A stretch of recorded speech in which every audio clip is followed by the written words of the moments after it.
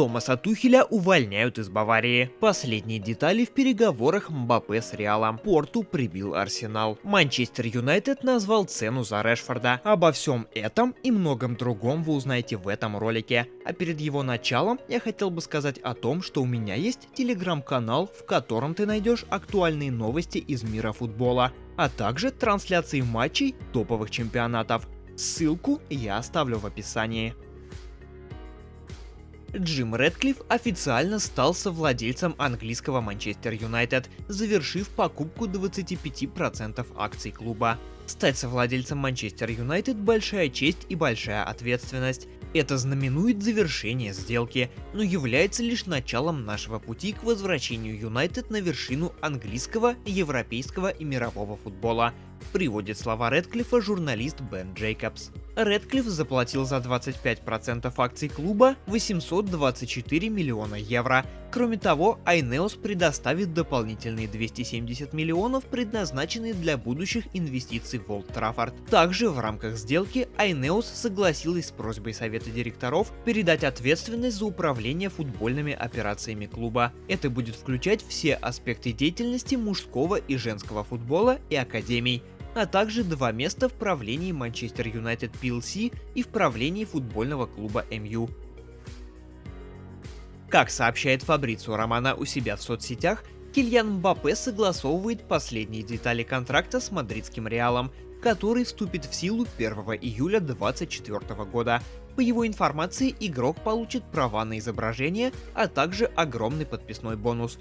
По соглашению футболист будет получать фиксированную зарплату, которая соответствует заработку вингера Винисиуса Жуниора и полузащитника Джуда Беллингема.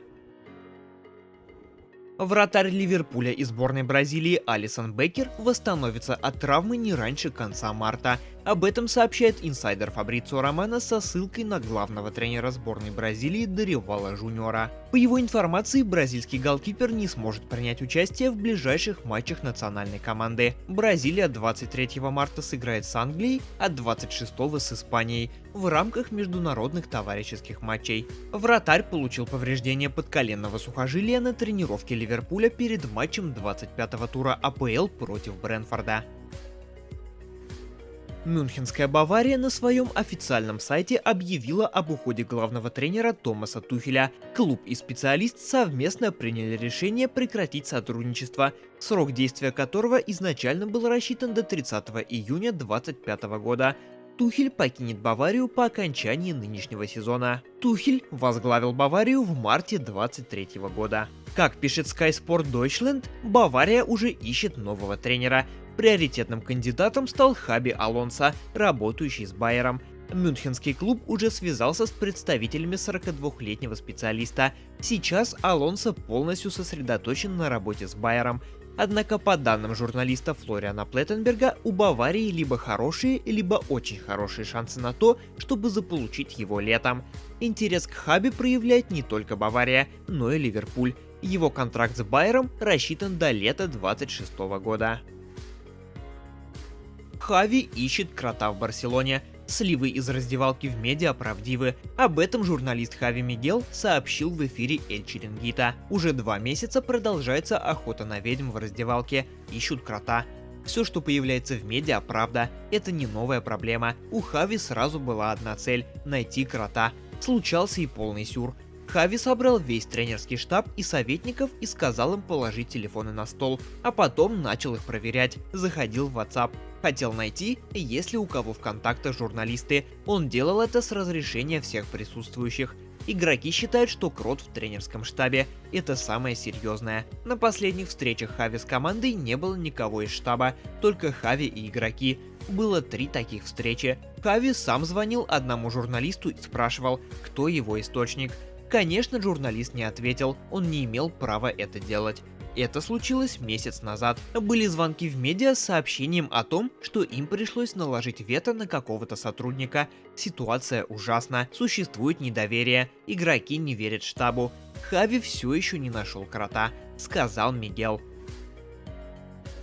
Мадридский Реал приступил к работе по пересмотру действующего соглашения с английским полузащитником Джудом Беллингемом, сообщает журналист Рамон Альварес Демон у себя в Твиттере. По его информации, связано это с готовящимся трансфером нападающего ПСЖ из сборной Франции Кильяном Мбаппе, который может стать самым высокооплачиваемым игроком команды. Джуд выступает за сливочных с лета прошлого года. В 29 матчах этого сезона англичанин забил 20 голов и сделал 8 голевых передач.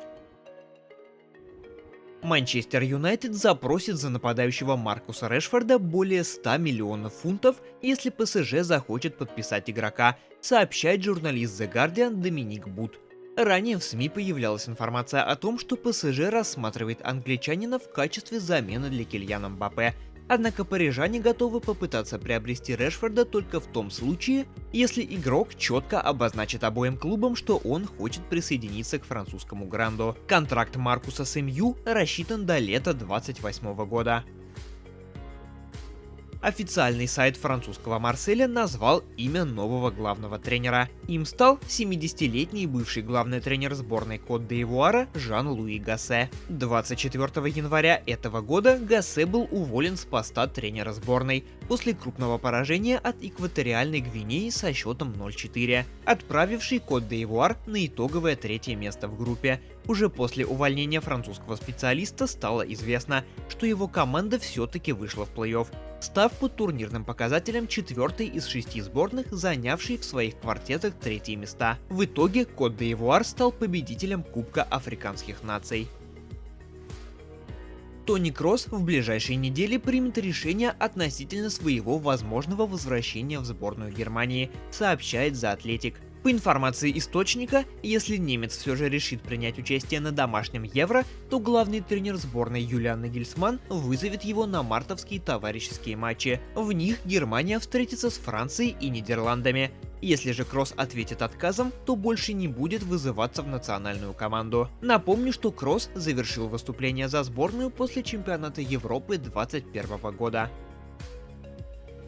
Вчера состоялся первый матч 1/8 Лиги Чемпионов между Наполи и Барселоной. На 60-й минуте Роберт Левандовский в штрафной получил пас от Педри, сместился чуть ближе к центру и из-под защитников пробил низом точно в ближний угол. На 75-й минуте Виктор Осимхен получил пас в штрафную, развернул Иниго Мартинеса и низом катнул мяч в дальний нижний угол, установив окончательный счет матча 1-1. А в параллельном матче, в котором встречались Порту и Арсенал, единственным голом отметился форвард Порту Вандерсон Галена, забив в самой концовке на 94-й минуте.